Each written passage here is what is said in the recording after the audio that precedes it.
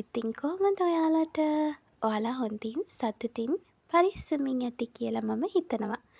ලස්සන හිමිදිරි උදෑසනක ඔයාලව සාදරයෙන් ආදරයෙන් පිළිගන්නවා මගේ YouTube channel එකට. මම ශෂි. මේ තමා මගේ YouTube channel එකේ පළවෙනි වීඩියෝ එක. ඔගොල්ලෝ මේ දකින්නේ අපේ තාත්තගේ තුඹ කරවිල වගාව.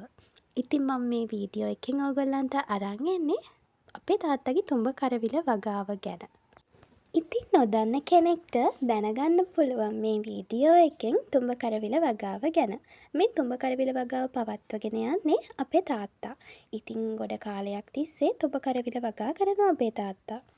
තුඹ කරවිල වගාව ගත්තම විශාල වශයෙන් ආදායමක් ලබා ගන්න පුළුවන් භෝගයක්.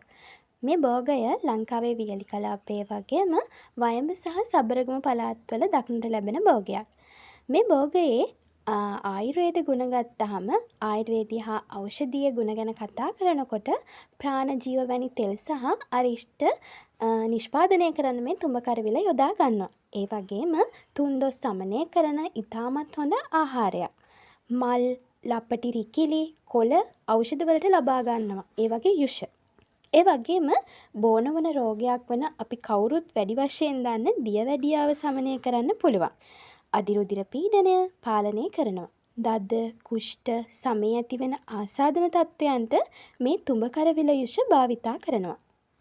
ගොඩ දෙනෙක්ගේ අක්මාවේ තෙල් තැන්පත් වෙලා තියෙන ඒවා ඉවත් කරන්න, පිළිකා ඇතිවීම වළක්වන්න, ඒ වගේම සමෙහි තෙතමනේ රඳවාලමින් සම නිරෝගීව පැහැපත් කරන්න මේ තුඹ කරවිල වලට පුළුවන්. ඒ වගේම වයස්ගත වීම පාලනය කිරීම වගේම මලබද්ධය, අර්ශස් රෝගවලට වගේම හෘද රෝගවලටත් ඉතාම හොඳයි කියනවා මේ තුඹ කරවිල ව්‍යංජනය.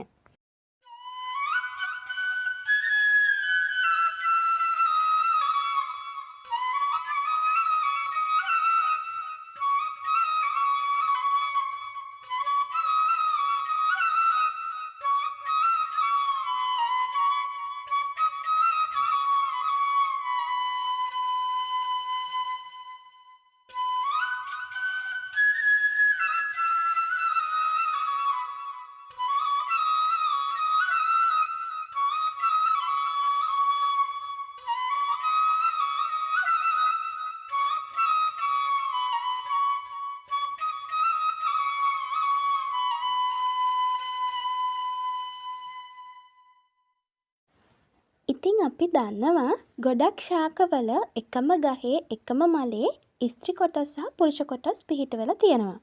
ඒවා ස්වපරාගණය සිද්ධ වෙනවා. එකම මලේ සිද්ධ වෙනවා. ඒ වගේම වෙන වෙනම මල් පිපෙන. සමහර ශාකවල ස්ත්‍රී මල සහ පිරිමි මල තියෙනවා. නමුත් තුඹ කරවිලවල වැල් දෙකක් ඕනේ. පිරිමි වැලක් සහ ගැහැණු වැලක්. පිරිමි වැලේ පිරිමි මලුත් ගැහැණු වැලේ ගැහැණු මලුත් පිපෙනවා. ඒ නිසා තමයි මේ ශාකයෙන් ඵලයක් හටගන්න පරාගණය අනිවාර්යෙන්ම කළ යුතු වන්නේ. එහෙනම් අපි මේ වැල් දෙකම අනිවාර්යෙන් සිටුවන්නට අවශ්‍ය වෙනවා. අවම වශයෙන් ගැහැණු වැල් 5ක් සිටුවනවා නම් පිරිමි වැල් එකක්වත් ඒ අතර හිටවන්න ඕනේ. වැල් අතර පරතරය අඩි 3ත් 4ත් අතර තිබ්බහම ඇති. ඉතින් තුඹ කරවිල අනිවාර්යෙන්ම කෘත්‍රිම පරාගණයක් තුළින් තමයි ඵලයක් හට ගැනීමක් සිදු වෙන්නේ. මේ තුඹ කරවිලවල මල් පිපෙන්නේ රාත්‍රී 11ත් 12ත් අතර තමයි. ඉතින් උදේ 7ත් 7:00 විතර වෙද්දී මේ මල් පර වෙනවා. සමනලුන්ට මීමැස්සන්ට පරාගණය කරන්න වෙලාව නැතුව යනවා.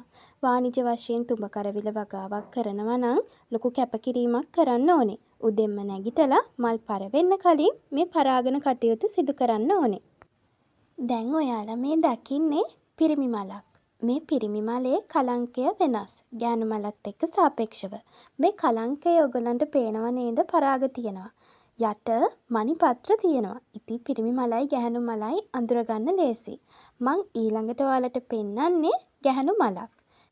ගැහැණු මලේ පොඩි ගෙඩියක් තියෙනවා නටුවත් සමගම. නටුවට උඩින් පෙති තියෙනවා. ඉතින් ගැහැණු මලයි පිරිමි මලයි ලේසියෙන් ඔයගලන්ට අඳුනගන්න පුළුවන්. ඉතින් මේ තියෙන්නේ ගැහැණු මලක් සහ පිරිමි මලක්. පේනවා නේද වෙනස? ඉතින් සමහර අයට පැල කුඩා කාලයේදී මේ වැල පිරිමි වැලක්ද ගැහැණු වැලක්ද කියලා හොයාගන්න අමාරුයි. ඔයාලා මේ දකින්නේ පිරිමි වැලක්. පිරිමි වැලේ කොළ ඝනකමින් වැඩි. ළඟ ළඟ පිහිටලා තියෙනවා. ඉතින් බෙදීමක් සිද්ධ වෙලා නැහැ. මේ ඔයගොල්ලෝ දකින්නේ ගෑනු වැලක පත්‍රයක්. ඔයාලට පේනව නේද ඒකේ අතර වෙනස? මම ඉස්සරහින් ෆොටෝ එකක් දාන්නම්. ඔයගලන්ට එතකොට හොඳට තේරුම් ගන්න පුළුවන් මේ පත්‍රවල වෙනස. මේ තියෙන්නේ පිරිමි පත්‍රයක්. මේ තියෙන්නේ ගැහණු පත්‍රයක්. පුළුවන් නේද අඳුන ගන්න. ඉතින් ඔයගොල්ලෝ මේ දකින්නේ පරාක් කරාට පස්සේ ආව පොඩි ගෙඩි. ඉතින් මේවා අපිට සතියකින් විතර වගේ කඩන්න පුළුවන්.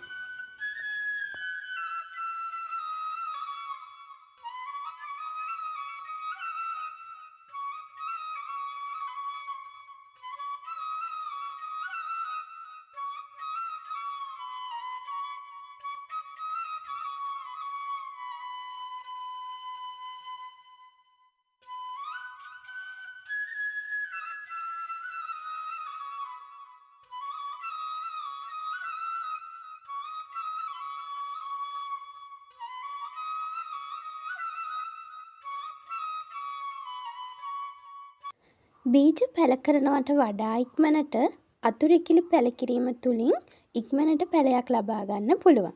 ඒක හරිම සාර්ථක ක්‍රමයක්.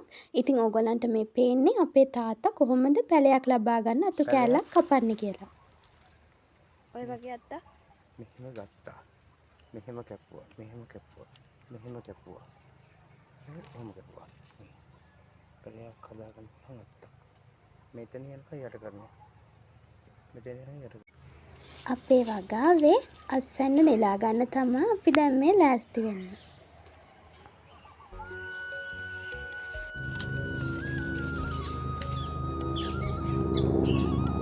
ඔච්චිනේ.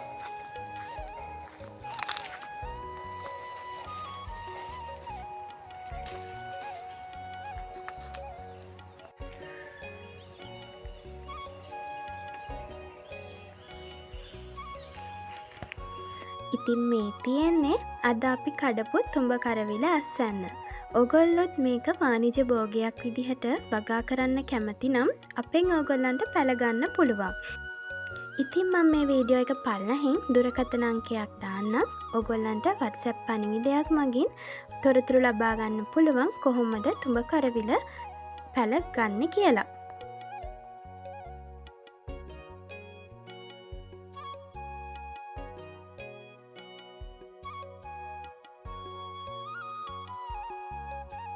මගේ වීඩියෝ එකත් එක්ක දිගටම රැඳිලා හිටපු ඔයගොල්ලෝ හැමෝටම ගොඩාක් ස්තුතියි. ඉතින් මගේ YouTube channel එක subscribe කරන්න, ඒ වගේම comment එකකුත් දාන්න, like කරන්න, තව කෙනෙක්ට බලා ගන්න share කරන්න.